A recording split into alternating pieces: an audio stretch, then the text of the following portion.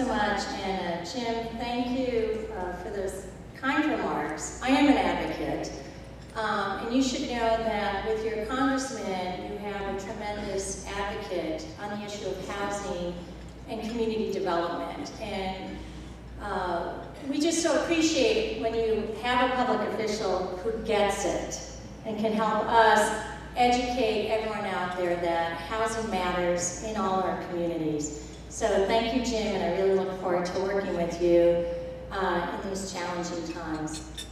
I was asked to speak here under my role at National Housing Conference, and I'm new to this role. I've been there 8 months. But I was so delighted because I'm from Fairfield County and grew up in Wilton and am a product of Wilton High School. In fact, we have Friars. We were the largest family for, I think, about 2 decades. So my brother Tim's in New Canaan, Martha's in Newtown, sisters in Cheshire, the center of the state. Mom moved to Middlefield, and I have a sister out in Columbia on a lake. So coming here to talk about housing is really my coming home, so really thank you for inviting me. And I was thinking about why housing advocacy became so important to me over the years. And in thinking about coming home, I remembered Jackie Meredith, who was a classmate of mine at Our Lady of Fatima. And Jackie was the first person of color, first student in our class, and she was bused in the early 70s from Bridgeport, because back then we thought that was the answer, right? Just bus the poorer kids into the more affluent areas.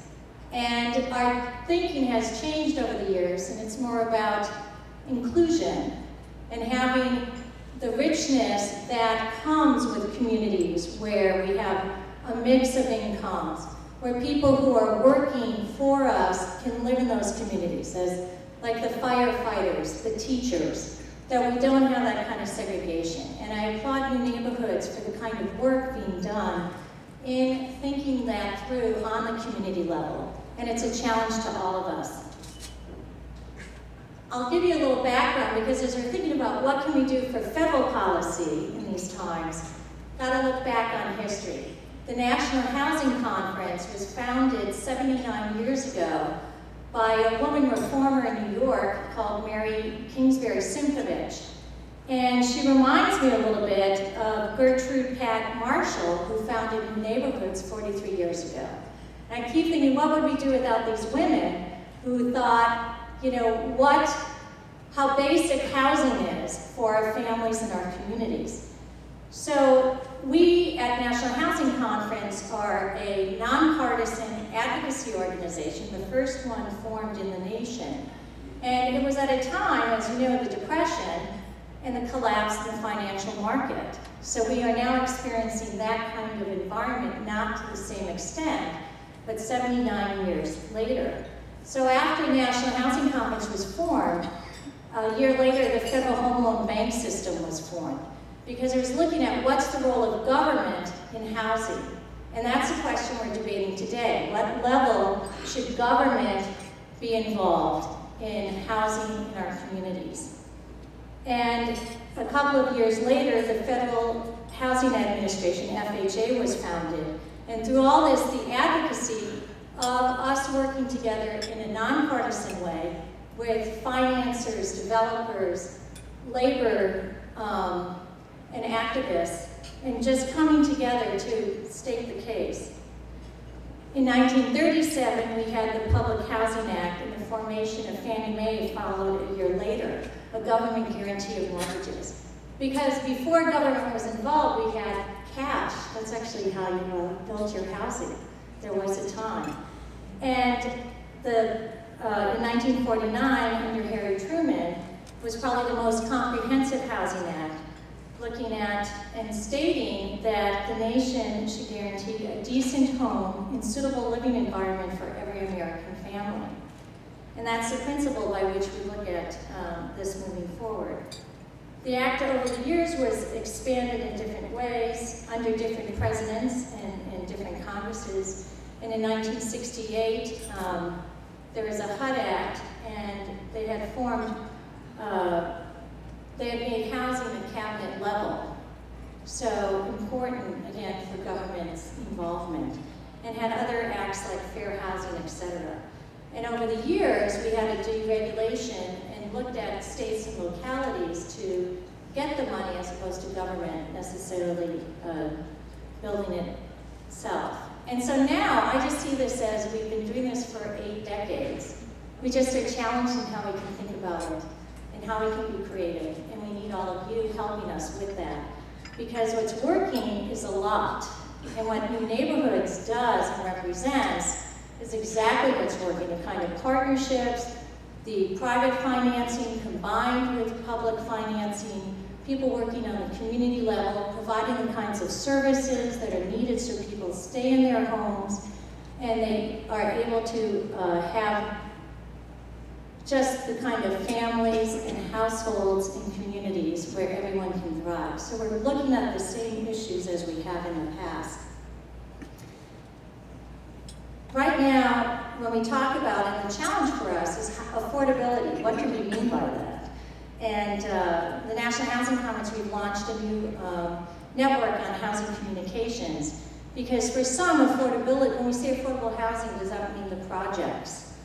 You know, and that's sort of the old days, because we've reinvented so many things, and getting the message out of what's working and how all these developments are financed and run, and the vibrancy that comes with the not-for-profit community working in partnership and making the kinds of households and housing available so that people can thrive in their, and connect people with education, healthcare, and the other things that make things work. So we need you to help us, because as you're doing this in the local level, and you're doing it in the state, these same debates are going on nationally, and we have to show what's working. We have to always be talking about the fact that housing it's not a partisan issue. No party has the lock on home. Home is something that's fundamental to all of us and to all our families. And so we were looking forward to going forward and communicating that message. Right now we're doing things like debating what is the role of Fannie Mae and Freddie Mac. You know, quasi-governmental, should it even exist? These are the very, very big questions. And we're going to be championing those in Washington, but we need you to work with us and help us thinking about all this. One way, as we're moving forward, we're not just talking about housing in an isolated way, but housing as it relates to transportation and the environment.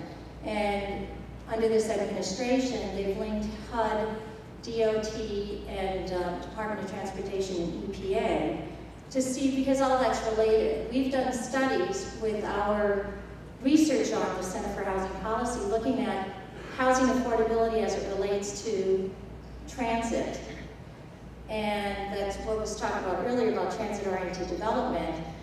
When you really look at maybe the house is more affordable further out, but how close from job centers. But when you factor in the cost of transportation, and as gas prices go up, etc., people are in some ways spending the same amount out in the burbs or out in communities as they would if they lived closer in. And so looking at those kinds of figures and the kinds of costs for energy costs to keep homes going, when you look at all of that, we're seeing that it is a critical issue.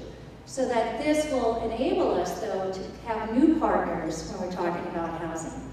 Those interested in infrastructure and transportation, for instance, and how to inject housing and be smart about saying, if we're doing new rail lines, which often is 60 to 100 years worth of financing and development, how can we have housing be affordable so that people can be near their workplaces? So these are the kinds of the debates and discussions going on. And what's exciting is you're doing it here in your community, here in Fairfield County. I know the federal government just gave, I think it was $6.5 million to the state of Connecticut, out of the Office of Sustainable Communities to do some more planning around this. And so again, it's a challenge to us to be thinking, how best can Connecticut and Fairfield County be tackling the issue of housing and transportation and jobs and education, because it's all related.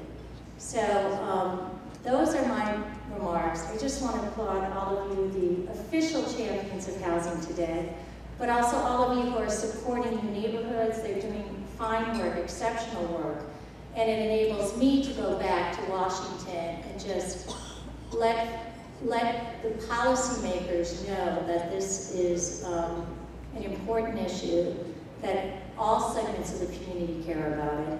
And I just want to thank you for being part of this and for letting me be here and sharing in your celebration. Thank you.